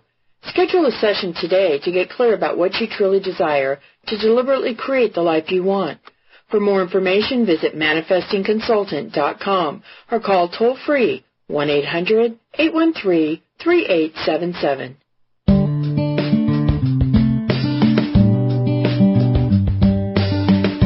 Are you sensitive to energy? Want to explore the world beyond the five senses? Looking for a new career as an alternative healthcare practitioner? Then the Institute of Applied Energetics, Medical Intuition, and Energy Medicine Training programs may be right for you. Our comprehensive curriculum provides students with a deep understanding of how to detect, evaluate, and transform the subtle body, as well as techniques for correcting energetic imbalances that may underscore a person's ability to experience radiant health. So if you are sensitive to energy, contact the Institute of Applied Energetics right away. Be a catalyst for changing the way healthcare is done around the world. Visit www.appliedenergeticsinstitute.com and start your new career today. Finally, there's a healing and ascension tool that delivers real results faster than you ever dreamed possible. Guaranteed. Feel your body release those lingering physical, emotional, mental, and spiritual blockages. Sense a profound awakening to your next level of intuition and oneness with your higher self. Discover Archangel Metatron's Healing and Ascension CDs at AtlantisHealthCenters.com. Visit AtlantisHealthCenters.com today. Move past the crossroads in your life and discover alternative solutions to your deepest concerns at soulhealer.com. So whether it's a physical problem, an emotional issue, a question about work, or troubles in your relationships, naturopath and medical intuitive Dr. Rita Louise can help you. Bring peace, harmony, and health back into your life. Schedule a session today. Visit soulhealer.com right away and live the life you've been dreaming of.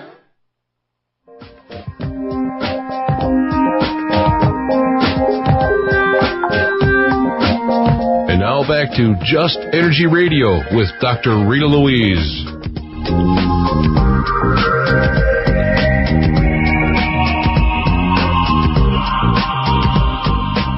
Hello and welcome back to Just Energy Radio. I'm Dr. Rita Louise, and we've been talking tonight with Susan Shumsky from DivineRevelation.org.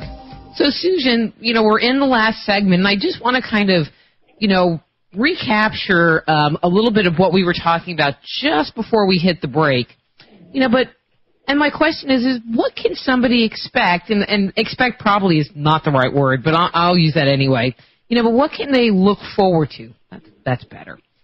In their lives after they start surrendering and listening to that still quiet voice, listening to God, and start following their inner guidance. Well, I can tell you one thing. Your life will no longer be boring. You will have a life of great adventure because you will be challenged. You will begin to find greater joy in your life. You begin to live your true purpose and destiny because God is going to guide you to do that. God is going to show you the path, show you the way to truly fulfill your highest desires, your most heartfelt desires. God is going to help you to expand your awareness and your consciousness and to help you to develop parts of yourself that have remained latent, that have not been expressed. You'll begin to express who you really are, not who you thought you were, but who you really are. And you'll begin to live that divine destiny, that which you came on earth to do. You'll begin to become all that you can be, not thinking small, but begin to really think big, like what can I do? How can I contribute to this planet? What can I do to really make a difference? And I'm not saying that you have to become a world leader or something like that. It could just be in your own life with your own family. But you will definitely live your greater potential much more than you thought you could live, and you'll express much more than you could ever imagine that you could do.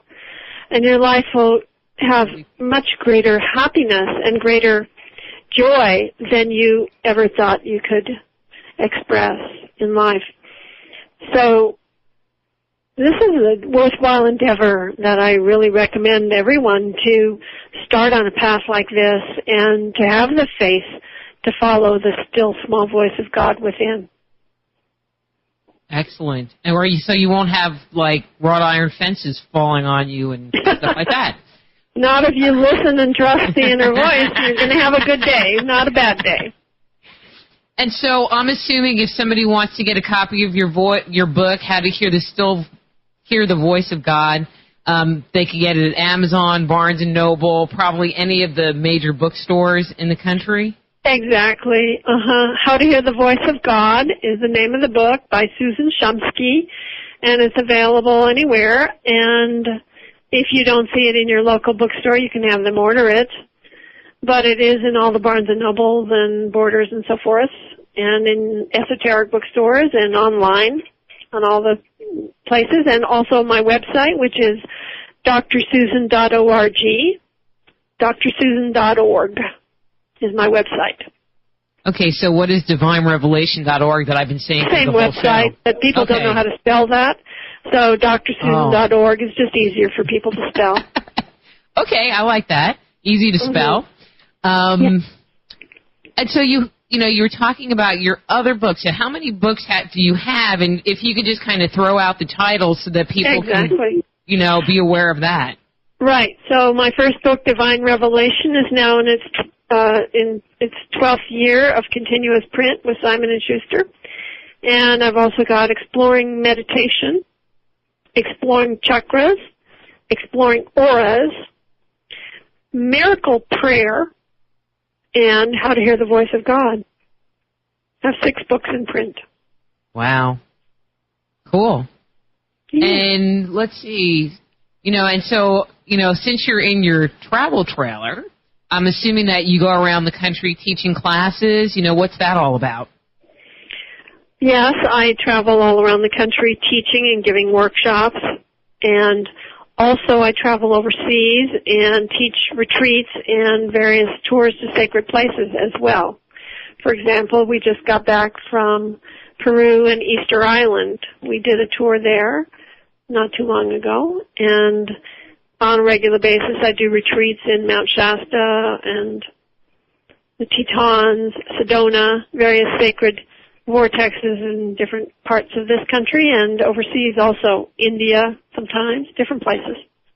And so do you have anything exciting coming up in the near future that you want to share? Actually, there's really nothing on my website right now coming up in the near future, but if you go to my website, divinetravels.com, that's DIVINETRAVELS.com, and watch there. You'll see, or actually just sign up on the mailing list, divinetravels.com. Go and sign up on the mailing list, and I'll notify you of the retreats that I will be teaching and so forth in the future.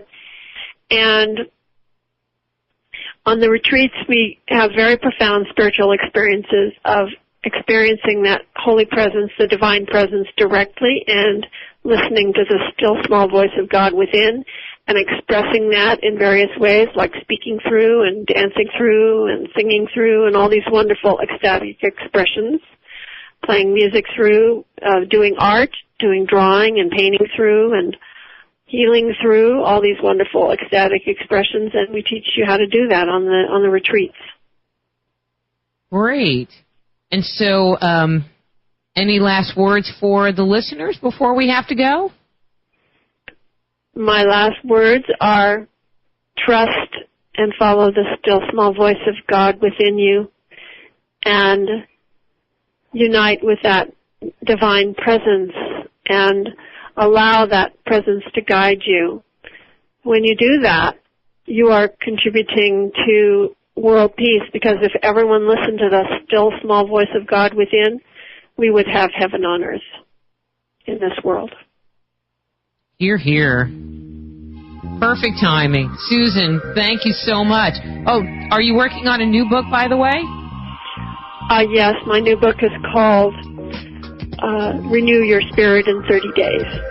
Well, when you have it done, love to have you back on. I would love to do that, Rita. I enjoyed being on your show. Good. Thank you again, and we will talk again soon. Wonderful. Have a wonderful evening. You too. And next week, another exciting show. We only have exciting shows here.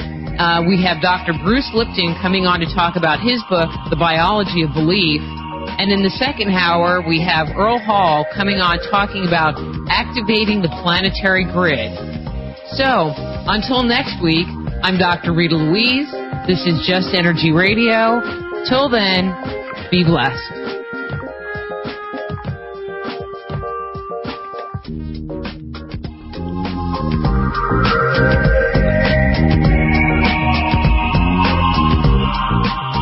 Join host Dr. Rita Louise each week at this time for Just Energy Radio.